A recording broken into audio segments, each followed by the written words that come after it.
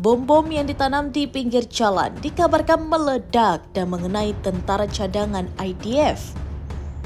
Mengutip Times of Israel pada 1 Mei, kabar itu diumumkan oleh militer IDF dalam pernyataannya pada 1 Mei 2025 waktu setempat.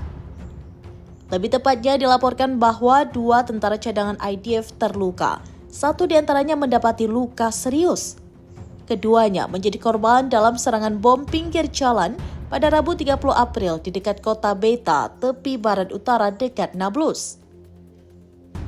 Para prajurit dari Batalion Cadangan 9221 Brigade Regional Efraim sedang melakukan patroli rutin di Beita ketika mereka terkena bahan peledak.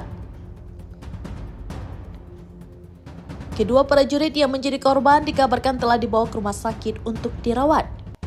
Adapun informasi terkini, pasukan IDF melakukan pengepungan di tempat kejadian perkara meledaknya bom pinggir jalan, melakukan operasi dadakan untuk menemukan pelaku di balik serangan ledakan bom tersebut. Selain itu, Iran telah mengeksekusi mati dan menghukum mata-mata yang berkolaborasi dengan intelijen Mossad Israel pada Rabu 30 April 2025. Mata-mata itu diketahui adalah seorang warga negara Iran. Mengutip Tribun News pada 1 Mei, kabar itu menurut laporan dari sumber utama, Mizan News, baru-baru ini. Dilaporkan bahwa orang tersebut yang diidentifikasi sebagai Moshe Langarneshin digantung pada pagi hari setelah peninjauan yudisial atas kasus tersebut.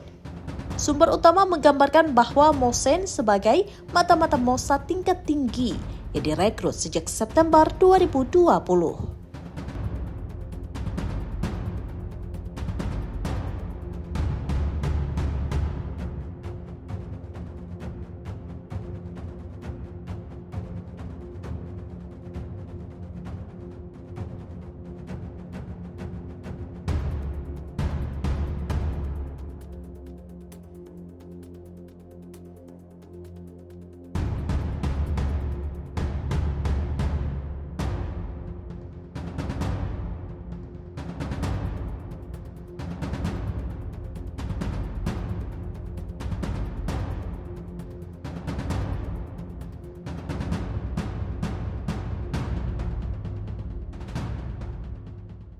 Download Tribun X sekarang, menghadirkan lokal menjadi Indonesia.